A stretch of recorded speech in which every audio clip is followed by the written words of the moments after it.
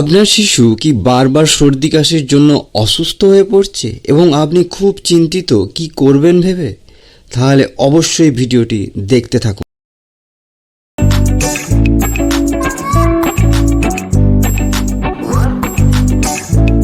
প্রিয় দর্শক, আশা করি সবাই সুস্থ আছেন। কেয়ার ফর চাইল্ড অর্থাৎ আমাদের চ্যানেলের মাধ্যমে আমরা সর্বদা চেষ্টা করি আপনাদেরকে বাচ্চার খাবার অথবা বাচ্চার স্বাস্থ্যের ব্যাপারে সঠিক ইনফরমেশন বা পদ্ধতি প্রদান করা, যাতে করে প্রথম বাচ্চার মা বাবা বা প্রথম মা হতে চলা মহিলাদের কোনো রকম অসুবিধায় পড়তে না হয়। প্রিয় দর্শক, আপনারা অনেকেই দেখে থাকবেন যে আপনার বাড়ির অথবা কোনো আত্মীয় পরিজনের বাড়ির বাচ্চারা বারবার সর্দি কাশিতে ভুগছেন। একবার ওষুধ খেয়ে ভালো হওয়ার 5-7 দিনের মাথায় আবার অসুস্থ হয়ে পড়েন এবং দেখা যায় 1 মাসের মধ্যে 2 থেকে 3 বার অসুস্থ হয়ে পড়ছেন। এর ফলে শিশুর স্বাভাবিক বৃদ্ধি ব্যাহত হয় এবং তার সঙ্গে বাবা মাও চিন্তিত হয়ে পড়েন। বারবার ডাক্তার পাল্টিও কোনো সুরাহা হয় না। আজ আমরা এই ভিডিওতে এই সম্পর্কেই আলোচনা করব, তাই শেষ পর্যন্ত ভিডিওটি দেখতে থাকুন আর অবশ্যই চ্যানেলটি সাবস্ক্রাইব করুন। এই চ্যানেলে এই রকম শিশুর জন্য প্রয়োজনীয় অনেক ভিডিও আসতে থাকবে, so please subscribe the channel. শিশুর সর্দি কাশি বিভিন্ন কারণে হতে পারে।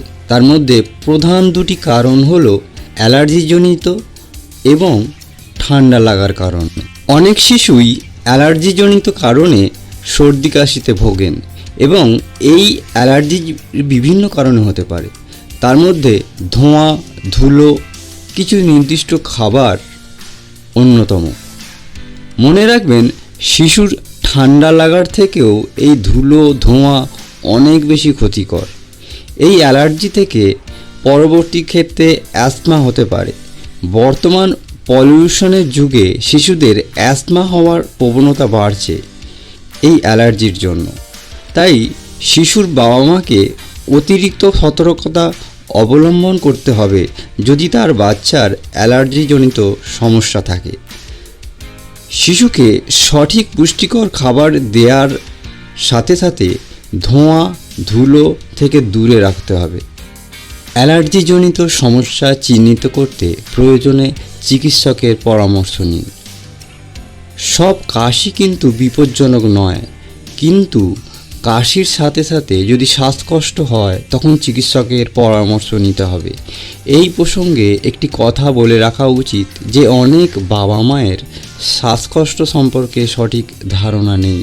মনে রাখবেন, শিশুর শ্বাস প্রশ্বাসের হার 0 থেকে 2 মাসের শিশুর ক্ষেত্রে 60 বা তার বেশি পর্যন্ত এবং 2 থেকে 12 মাসের শিশুর ক্ষেত্রে এই শ্বাস প্রশ্বাসের হার 50 বা তার বেশি। আবার 1 থেকে 2 বছর শিশুর ক্ষেত্রে এই শ্বাস প্রশ্বাসের হার 40 বা তার বেশি, কিন্তু 2 থেকে 5 বছর শিশুর ক্ষেত্রে এই শ্বাস প্রশ্বাসের হার 30 বা তার বেশি। অর্থাৎ আপনারা খেয়াল করলেই বুঝতে পারবেন একটি শিশুর শ্বাস প্রশ্বাসের হার পূর্ণবয়স্ক মানুষের থেকে কয়েক গুণ বেশি হয়। প্রথমেই বলি, শিশুর বারবার সর্দি কাশি আটকানোর সবথেকে নিরাপদ এবং কার্যকরী উপায় হলো শিশুকে সঠিক এবং পর্যাপ্ত পুষ্টিকর খাবার দেওয়া। তবে মনে রাখবেন, শিশুর জন্য বাইরের দামি হেলথ ড্রিঙ্কের থেকেও বেশি প্রয়োজন বাড়ির তৈরি পুষ্টিকর খাবার। সেই কারণে 6 মাসের পর থেকেই শিশুকে বাড়ির খাবারে অভ্যস্ত করতে হবে।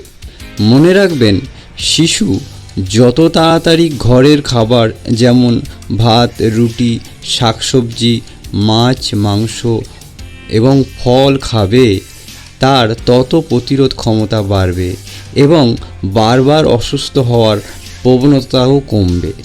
শিশুর খাবারের বিষয়ে আরও বিশদ জানতে আমাদের চ্যানেল অর্থাৎ কেয়ার ফর চাইল্ডে 6 থেকে 12 মাসের শিশুর খাবার তালিকা এই ভিডিওটি দেখুন।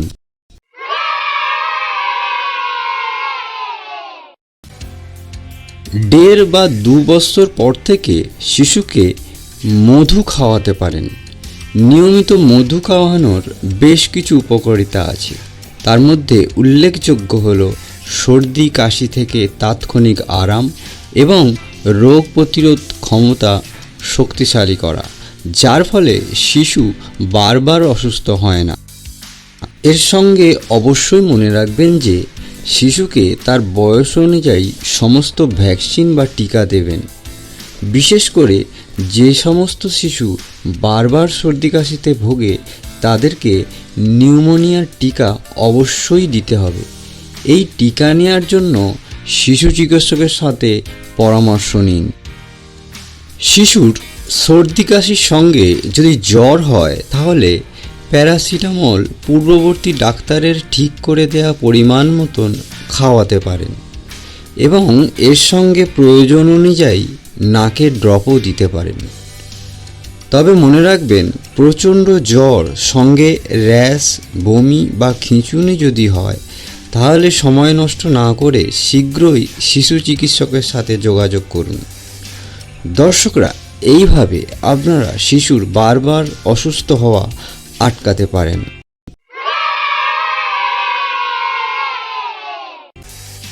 যদি এরপরও কারো কোনো প্রশ্ন থাকে তবে অবশ্যই কমেন্ট বক্সে লিখতে পারেন। দর্শকরা, শিশুদের স্বাস্থ্য সম্পর্কে এই রকম গুরুত্বপূর্ণ ভিডিও দেখতে অবশ্যই চ্যানেলটি সাবস্ক্রাইব করুন এবং কেয়ার ফর চাইল্ড চ্যানেলের সাথে যুক্ত থাকুন। চ্যানেলটি সাবস্ক্রাইব করতে নিচের সাবস্ক্রাইব লেখা অংশে ক্লিক করুন এবং দেখতে থাকুন।